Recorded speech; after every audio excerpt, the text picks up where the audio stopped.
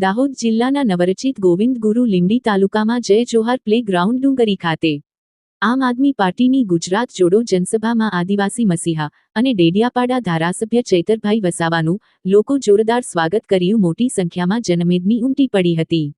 દાહોદ જિલ્લાના નવરચિત ગોવિંદ ગુરુ લીંબડી તાલુકામાં જય જોહાર પ્લે ગ્રાઉન્ડ ડુંગરી ખાતે આમ આદમી પાર્ટીની ગુજરાત જોડો જનસભામાં આદિવાસી મસીહા અને ડેડિયાપાડા ધારાસભ્ય ચૈતરભાઈ વસાવા લોકો દ્વારા ભવ્ય સ્વાગત કરવામાં આવ્યું અને ભાજપ કોંગ્રેસ અને બીટીપીને રામ રામ કરી ચૈતરભાઈ વસાવા હાથે ખેસ ધારણ કરી 5000ની વધુ કાર્યકરો આમ આદમી પાર્ટીમાં જોડાયા। આમ ભાજપના ગઢમાં ગાબડું પડ્યું અને ચૈતરભાઈ વસાવા દ્વારા ભાજપ સરકાર પર આકરા પ્રહારો કરતા જણાવ્યું હતું કે મનરેગા યોજનામાં ભ્રષ્ટાચાર, આદ્યાદશ ગ્રામ પંચાયતમાં ભ્રષ્ટાચાર, અનેક યોજનાઓમાં દાહોદમાં કરોડોનું ભ્રષ્ટાચાર થયેલ છે તેવી વાત કરી। પૂર્વ મંત્રી અને તેમના પુત્રો પર આકરા પ્રહારો કર્યા હતા અને તેમના પર થયેલા ખોટા કેસ અને જેલવાસ દરમિયાન થયેલા અનુભવોની વાત કરવામાં આવી અને આવનારી તાલુકા અને જિલ્લા પંચાયતની ચૂંટણી લડવા અને 2027 ભાજપને ઉખેડી ફેંકવાનો પડકાર ફેંક્યા હતો।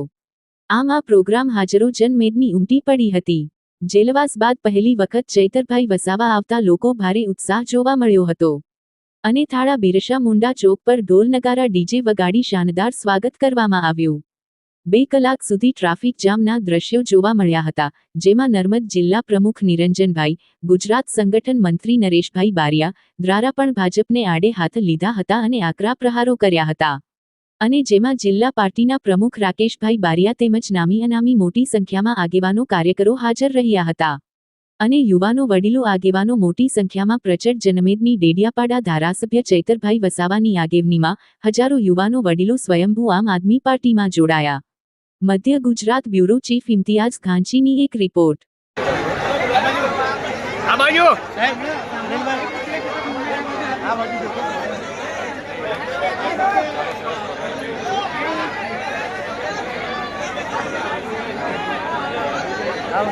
हाँ भाइयों, जिग्नेशा बेन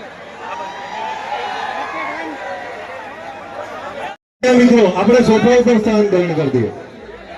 હું કરાવી દઉં ભાઈ નું દબાણ, ભાજપના નેતાઓનું દબાણ, આખી રાત એ લોકો ઉભા રહ્યા પણ કપડા ને જમવાનું આપવા નહીં દીધું। એક સામાન્ય બાબતમાં મામલતદાર ઉભા જામીન આપી દે, છતાં આ લોકોએ મને રાજપીપળાની સેશન કોર્ટમાં રજૂ કર્યો। 307 જેવી ગંભીર કલમ મારા પર લગાડી દીધી અને જ્યારે કોર્ટમાં મારા વકીલો આવવાનું થયું, મને રજૂ કર્યું ત્યારે મારા વકીલોને અંદર નહીં આવવા દીધા। પોલીસ પર ભાજપના નેતાઓનું દબાણ, સરકારનું દબાણ, એમના ગૃહમંત્રીનું દબાણ અને મારા જામીન રદ થયા। મને રાજપીપળા જેલમાં રાખવું પડે એની જગ્યાએ વડોદરાની સેન્ટ્રલ જેલમાં મને નાખી દેવામાં આવ્યો।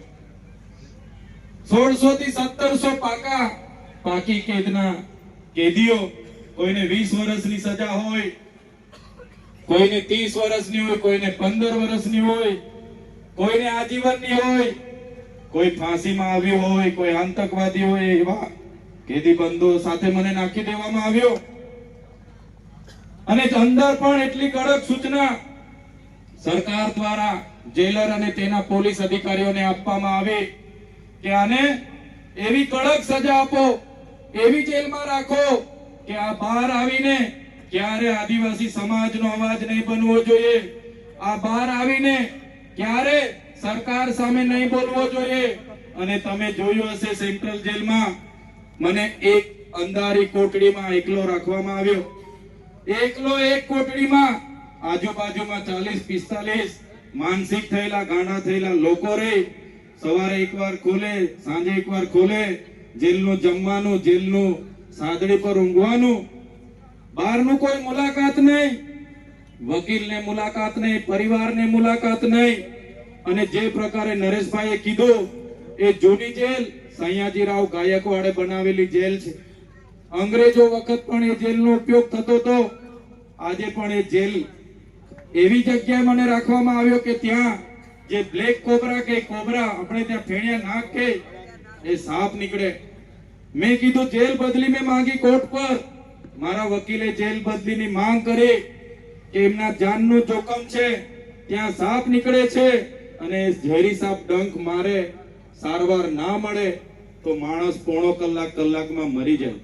એવી પરિસ્થિતિમાં પણ જેલ પ્રશાસન દ્વારા નહીં કોટડીની બદલી કરવામાં આવે કે નહીં જેલની બદલી કરવામાં આવે, અને એવી પરિસ્થિતિમાં એક અઠવાડિયું, એક મહિનો કરતા 80 દિવસ મારે વિતાવવા પડ્યા. સાથીઓ, હું જેલથી ડરતો નથી, પણ જ્યારે કોઈ વાક વગર, ગુના વગર આપણને જેલ જ્યારે સરકાર કરાવતી હોય ત્યારે આપણને દુઃખ થાય છે. આવી પરિસ્થિતિમાં 80 દિવસ બાદ મને એક સિપાહી આવ્યા, એમણે કીધું